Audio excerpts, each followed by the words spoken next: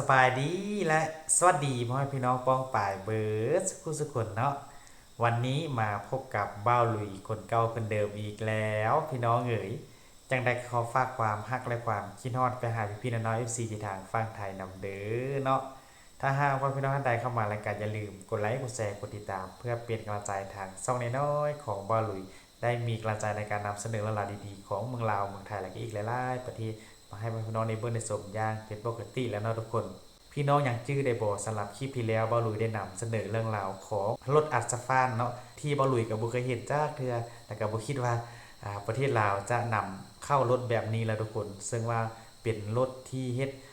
ทางลาดยางที่ว่ามีความทันสมัยแล้วก็ได้มาตรฐานสวยงามเรียบเนียนดังกล่าวหั่นเนาะแต่อันนั้นเป็นสิ่งที่ไม่แล้วก็เป็นข้าวดีที่ว่าเห็นรถแบบนี้มาเฮ็ดถนนอยู่ในประเทศลาวแต่สำหรับอยู่ในประเทศไทยบอลุยก็คิดว่าน่าจะมีรถแบบนี้มาโดนนานแล้วเนาะก็คือดังคอมเมนต์นึงที่บอลุยได้เห็นFC ของบอลุยได้คอมเมนต์อยู่ในคลิปวิดีโอดังกล่าวที่เพิ่นว่าเครื่องลาดยางรุ่นนี้เมื่อ30ปีก่อนเข้ามาเมืองไทยสมัยปัจจุบันล้าสมัยแล้วแต่อย่างใส่ใดโอ้ความหมายของเพิ่นก็คือว่ารถรุ่นที่บอลุยนำเสนอไปนี้ก็คือเพิ่นนำไส้เฮ็ดถนนอยู่ในประเทศไทยเมื่อ30ปีที่แล้วทุกคนโอ้โหบอลุยหากเกิดมา30ปีที่แล้วแต่ว่าปัจจุบันอยู่ในเมืองไทยรถรุ่นนี้ก็เป็นรถที่ว่าล้าสมัยแล้วก็เพิ่นก็บ่ได้นำไส้แล้วเนาะก็จะว่าไปด้านที่พี่น้อง FC ในคอมเมนต์มาแต่ว่าอยู่ในประเทศลาวบอลุยก็เพิ่งจะเห็นรถแบบนี้มาเฮ็ดถนนทุกคนเดี๋ยวคลิปวิดีโอนี้บอลุยจะให้พี่น้องได้เบิ่งอีกกับรถคันดังกล่าวนี้เฮ็ดถนนหนทางดังกล่าวว่ามันจะเรียบเนียนสวยงามในมาตรฐานซ้ำใดถึงว่ามันจะล้าสมัยอยู่ในต่างประเทศแต่ว่าประเทศเราก็ยังเป็นรถที่ว่าหากเข้ามาเห็นนะครับบอลุยก็เพิ่งได้เห็นรถแบบนี้เนาะทุกคนและก็บอลุยก็ต้องขออนุญาตอีกทีนึงเนาะสำหรับเจ้าของคลิปวิดีโอนี้ที่บอลุยได้นำเอามาเสนอมาแชร์ต่ออย่างในคลิปวิดีโอนี้เนาะเดี๋ยวไปเบิ่งไปชมต่อกันเลยทุกคนว่ารถคันดังกล่าวเฮ็ดถนนได้สวยงามจำใดเนาะเอาบรรยากาศการอัศฟันให้ทุกท่านได้เบิ่งอีกทีนึงพี่น้องเป็นชั้นที่2เป็นการอัศฟันชั้นที่2ซึ่งจะเป็นความหนาอยู่3เซนสำหรับชั้นที่2เอาบรรยากาศการเฮ็ดเวียกของเพิ่นให้เบิ่งอีกทีนึงพี่น้อง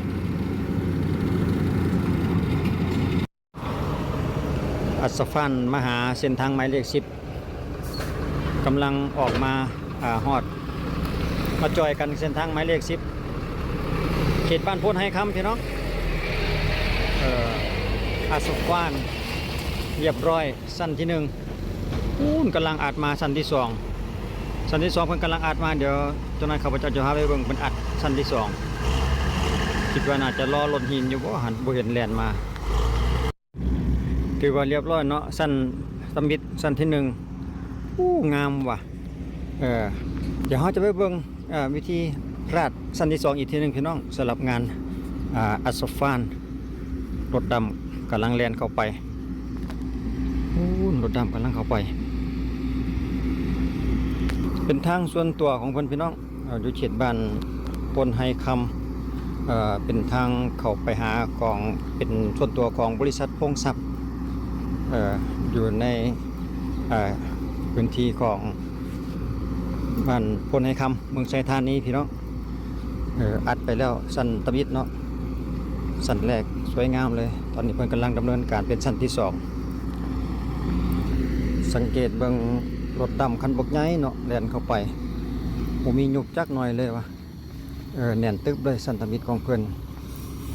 ยังอุ่นๆอยู่เด้พี่น้องบ่ทันเย็นเทื่อเด้จุดนี้นะรถโลเพิ่นก็ไล่ตามหลังอยู่เด้หั่นรถอัดของเพิ่นเอาบรรยากาศการอัศฟานมาอีกให้เบิ่งอีกทีนึงก่อนพี่น้องเป็นชั้นที่2สำหรับมื้อนี้เนาะอยู่ช่วงต้นเดือนกรกฎปี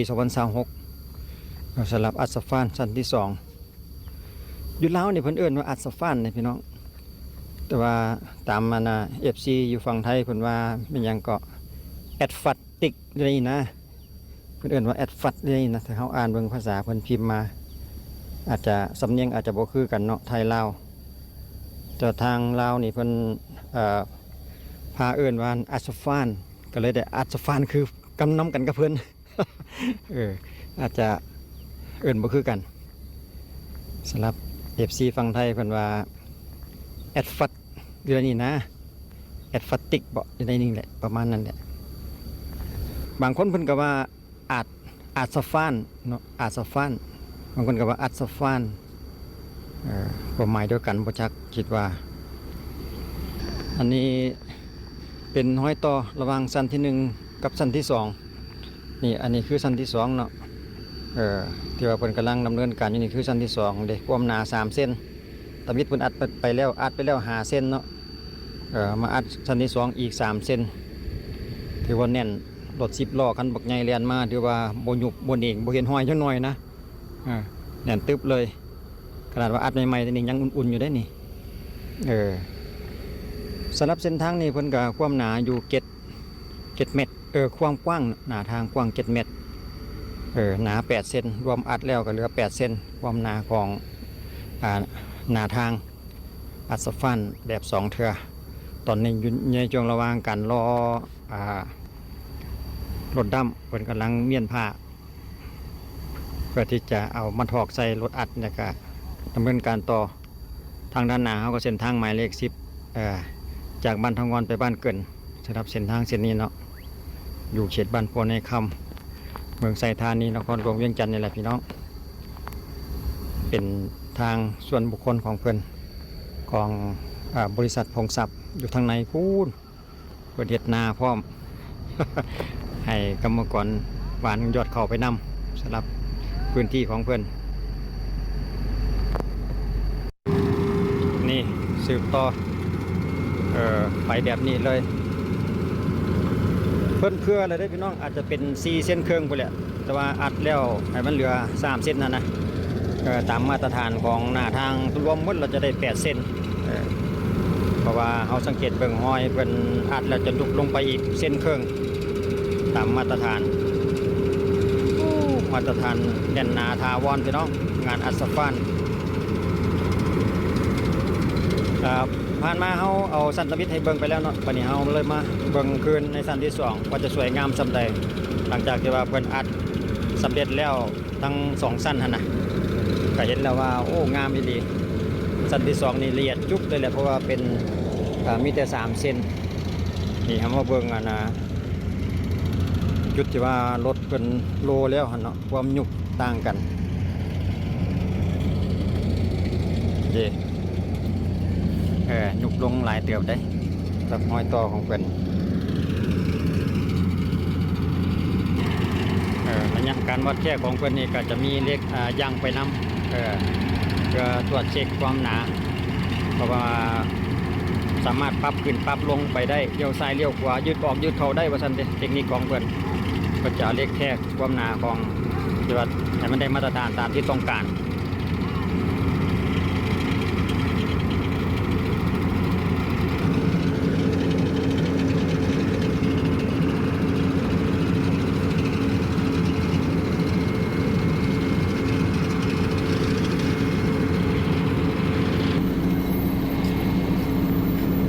รถดำมันก็ถอกหินลงไปเรื่อยเนาะ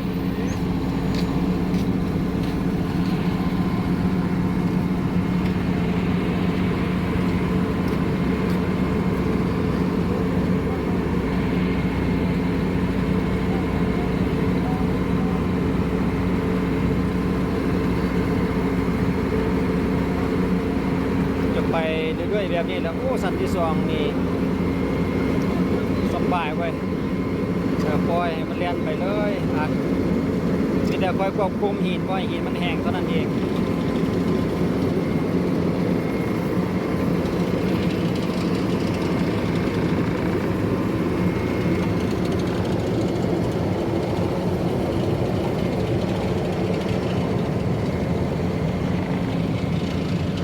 อีกจะน้อย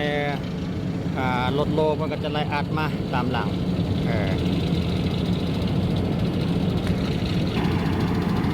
นายสร้างเขานี่สบายโซเฟอร์นี่ปล่อยให้รถไหลนอนมือคัดงอนไปสบายเลยว่ะ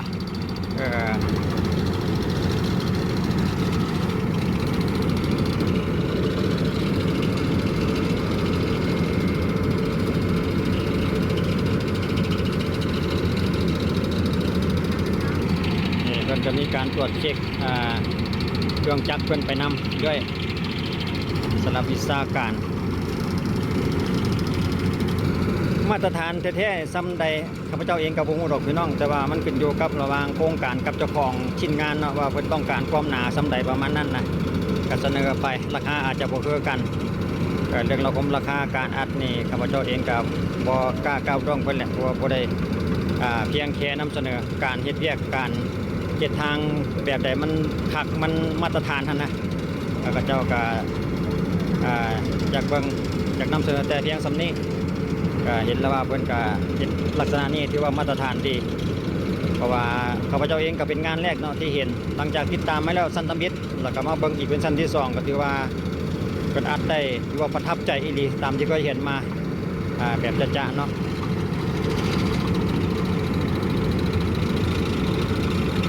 ได้ใจอีหลีว่ามาตรฐานพี่น้องแม่นเพราะว่าเราสังเกตเห็นรถตามแล่นเข้ามาขนาดเพิ่นปูใหม่ๆเนาะฮ้อนๆเนาะสั้นตำบิดท่านน่ะฮ้อนๆแล้วก็รถแล่นเข้ามาถือว่าบ่มีห้องห้อยตีนรถเลยประมาณนั้นน่ะ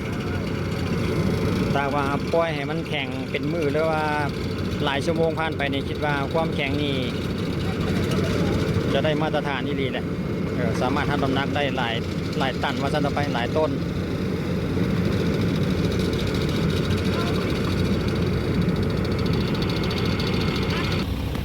นี่แทบจะบ่เห็นห้อยเลยเด้ห้อยรถดำเพิ่นน่ะพี่น้องตอนเพิ่นถอยหลังเข้ามา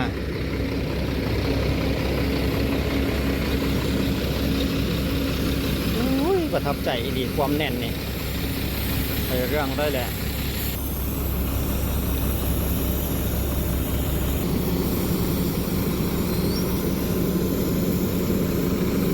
ที่ข้าพเจ้าสังเกตก็คือชั้นที่2ที่เพิ่นหินเอามาปูนี่จะมีหินเม็ดน้อยๆเนาะแต่บ่ได้มีเม็ดใหญ่จะสังเกตหินเนี่ยจะมีความละเอียดกว่าชั้นตะมิดนะชั้นตะมิดนี่ยังว่ามีหินก้อนใหญ่ปนมานำอยู่เลยชั้นแรกนะผมไปเห็นชั้นที่2เพิ่นปูนี่คือว่ามีความละเอียดความเหนียวแน่นอาจจะต่างกัน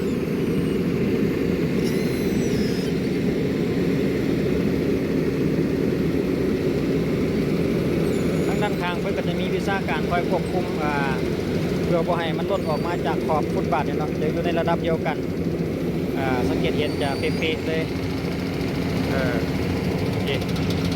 สวยงามเลยเพราะว่า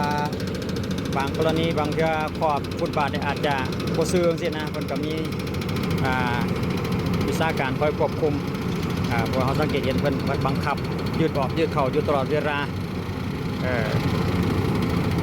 สลับทางด้านข้างแต่ว่าทางด้านในเพิ่นอาจจะบ่จำเป็นก็ได้เพราะว่ายังเป็นอีกเลนหนึ่งอยู่เนาะเพราะยังรออีกเลนหนึ่งสำคัญเป็นเรื่องกำริมขอบเบื้องนี้ที่ว่าเพิ่นต้องได้คอยควบคุมละเอียดจบงามเลยพี่น้องกับสั้นที่2เนี่ยนะประทับใจดีเป็นลักษณะนี้ที่ว่าคือสิมาตรฐานถาวรอยู่ดอกพี่น้องกลุ่มหลายปีว่าท่านต่อไปงานอาสฟานนี่นะอีกอย่างหนึ่งเป็นทางส่วนบุคคลแดนสินะจะบ่ค่อยมีรถเที่ยวหลายก็แห่งกะสิกลุ่มหลายปีเฮ็ดทีเดียวแล้วเลยบ่ได้เฮ็ดลำไรหลายเทื่อว่าท่านต่อไปห่วยโซเฟอร์นี่ว่าจะมาผู้เดียวบ่แม่นตัวนี้ มีผู้สาวมานำตัวนี้นะโอ้ยโซเฟอร์รถดำเอาเนี่ยมีผู้สาวมานำดูว่ะรถรุ่นนี้บ่แม่นจักต้นบ่เข้าใจคันบกใหญ่ไว้รถดำรุ่นนี้นะ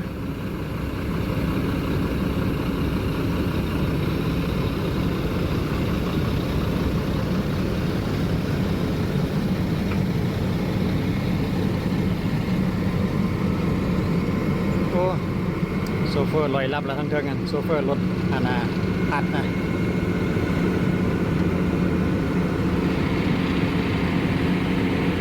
เบิ่งไปเบิ่งมากะเพิ่นไปพี่น้องเลยมันคักนะมันได้ใจดีพระเจ้าเบิ่งนี่หรือว่าบ่อยากหนีเลยนะกันบ่แล้วนี่ กันบ่คำนี่บ่อยากหนีนะเบิ่งตัวนั้นน่ะมันจะมีโตปั้นขยายหินไปเลยได้ข้างในฮะเก็บสังเกตเป็นเฟืองเพิ่นจะบังคับ พิ่นจะปรับปั้นออกมาขยายใส่ตัวรีดอีกทีหนึงอะนะ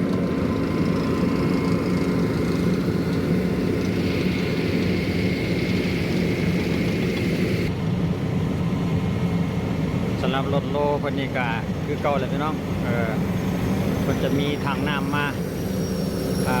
คอยทาฉีดน้ำไปเรื่อยฉีดน้ำใส่ผ่านแล้วก็ลูกสั่นสะเทือนใส่ระบบสะทันสั่นสะเทือนไปได้พี่น้องโลแบบแน่นๆเลยนี่มีผ่าลูกตีนไปพร้อมกันเพื่อบ่ให้ยางติดตีนนั่นเองเนาะเพื่อบ่ให้มันติดอ่อนแห้งประมาณนั้นสำหรับรถโลจะเป็นรถโลคอยมาโลนี่สันตำบิดนะพี่น้องเอาสังเกตเห็นจะเป็นหินก้อนใหญ่และสันตำบิดนะพอสันที่2ที่ว่าคนมาอัดใหม่นี่ที่ว่ามีแต่ก้อนน้อยๆได้ละเอียดต่างกันสมก้อนได้เป็นจะบ่ได้เอาขนาดเดียวกันจะมีคุณภาพกว่าสันตำบิดเนาะมันจะมีความเหนียวและละเอียดกว่าสันตำบิดท่านกว่าสันที่1เนาะสำหรับสันที่2นี่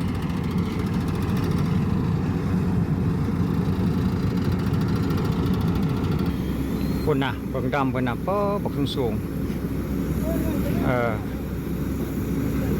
รถดำ12 ล้อเนาะสลับกันนี่สงสัยใกล้จะหมดละทางวิชาการให้สัญญาณยกขึ้นให้หมดเลยวันว่าเด้ยกขึ้นสุดๆโอ้อยากจำฝาท้ายรถดำอยากจำใส่ก็รู้สึกว่าจะหมดเป็นที่เรียบร้อยเป็นวีบแต่ให้สัญญาณกันยังบ่ฮอดทางอีกน้อยหนึ่งสงสัยต้องรอรถคันใหม่มาเพิ่มหรือจังไดเดี๋ยวเบิ่งอีกแป๊บหนึ่งก่อนพี่น้อง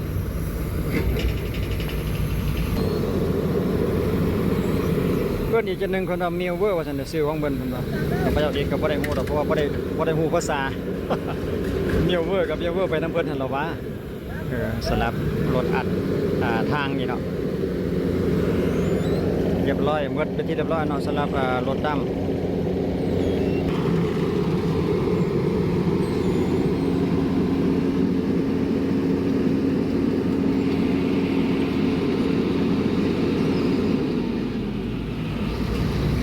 เรียบร้อยคือสีเบิดต้องได้รอคันใหม่มา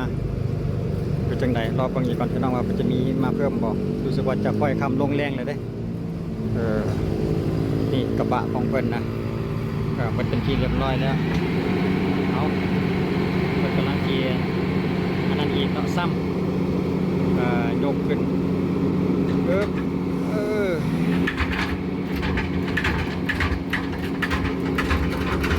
การสั่นได้อีกนะสงสัยอาจจะบ่สำเร็จนั่งเลยนี่เพื่อจะเคาะลงให้มันเบิดก็จะเก็บเบียกเก็บงานสำหรับมื้อนี้นี่เนาะเพราะว่าก็อยากแรงๆก็อย่างนั้นแต่ว่ายังเหลืออยู่น้อยเดียวไปเนาะเหลืออยู่ส่วนน้อยคักว่ะหูจากความนี่สั่นกึกเอาต่อไปแล้วก็เป็นเรียกรถโลบาทสั่นไปแล้วหายออกห่วยๆอยู่น้ำหนทางคุณความมันห้อนนะพี่น้องไปเหงาเย็ดรถพอดีเรียกเจ้าแหละตามหลังมูเลยเป็นเรียกเจ้าแหละมือนี่ไล่อัดจนมันแน่นไปแหละสิจักหอบปนใจจนมันได้มาตรฐานปุ่นละมั่งกลับมาแล้วน้ำย่อยปอกๆไปน้ำ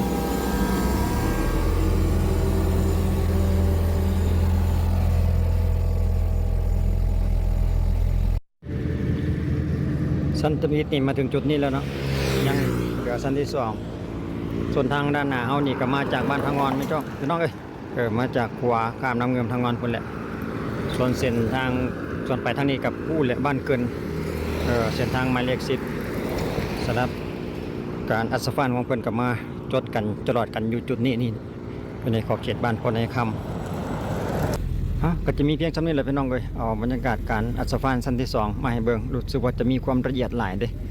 สำหรับชั้นที่สองเนี่ยที่พูดแล้วว่าประทับใจคักอีหลีสำหรับอัศฟานงานที่ว่ามาตรฐานถาวร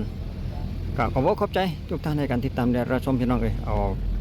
เส้นทางแต่ว่าเป็นเส้นทางของส่วนบุคคลหรอกแต่ว่าเอาวิธีอัดของเพิ่นมาเอาวิธีเฮ็ดเวียกของเพิ่นมาให้เบิ่งหั่นนะที่ว่าได้ประทับใจเอาเป็นยังไงเลยเนาะพี่น้องหลังจากที่ได้เบิ้งได้สวมรถอัดสะพานซึ่งว่าเป็นสิ่งที่แปลกใหม่ที่บ่ลุยแล้วก็คนลาวอีกหลายๆคนน่าจะบ่เคยเห็นอยู่ในประเทศลาวเนาะแต่ว่าอยู่ในประเทศไทยก็อาจจะเป็นรถที่เพิ่นเคยใช้มาแต่โดนนานหมดเลยทุกคนแต่ว่าอยู่ในประเทศลาวก็เป็นสิ่งที่แปลกใหม่เนาะคือดังที่เจ้าของคลิปวิดีโอเพิ่นเว้าหั่นแหละเนาะการเฮ็ดถนนว่าจะเฮ็ดหน้าเฮ็ดบางใดมันขึ้นกับหน้างานขึ้นกับงบประมาณในการจะเฮ็ดถนนท่านว่าจะให้มันหน้าได้มาตรฐานซำใดหรือว่าเช็ดบางซำใดรถท่านมันเพิ่นก็มีการปรับระดับหรือว่าเฮ็ดไปตามสิ่งที่เฮาต้องการเลยเนาะซึ่งก็คือดังที่เฮาเห็นตัวจริงอยู่ในคลิปวิดีโอหั่นแหละเนาะทุกคนมันก็เป็นการเฮ็ดถนนที่ว่ามีความไวเนาะทุกคนเพราะว่าเครื่องอัดก็มันก็จะใช้แห่ที่ว่ามุนๆแล้วก็อัดไปตามหน้าทางโดยบ่ได้ใช้งานคนมีการปรับการกวดอีหยังคือเลยทุกคนมันจะปรับไปออโต้แล้วก็เฮ็ดให้ถนนนั้นใช้ได้เลยเนาะแต่ว่าก็ต้องใช้เวลาหน่อยนึงเพื่อเฮ็ดให้พื้นถนนนั้นแข็งเย็นตัวลงทุกคนดังที่เพิ่นอธิบายให้เฮาได้ฟังอยู่ในคลิปวิดีโอหั่นแหละเนาะกับว่าพี่น้องนี่มีความคิดเห็นอะไรเกี่ยวกับการเฮ็ดถนนหนทางของเครื่องจักรคันดังกล่าวโดยเฉพาะแม่พี่น้อง FC ที่อยู่ในประเทศไทยที่ว่าเคยเห็นเครื่องจักรดังกล่าวนี้หรือว่าปัจจุบันนี้เพิ่นยังใช้บ่แล้วเพิ่นใช้รุ่นใดแล้วทุกคนก็สามารถแนะนำคอมเมนต์ให้บ่ลุยหากผู้เพื่อเป็นข้อมูลตื่มเนาะสำหรับวันนี้บ่ลุยกับสะขอมลาพัดจ้างพี่น้องไปเพียงซ้ำนี้ก่อนเด้อเนาะสุดท้ายนี้ขอกล่าวคำว่าสบายดีบ๊ายบาย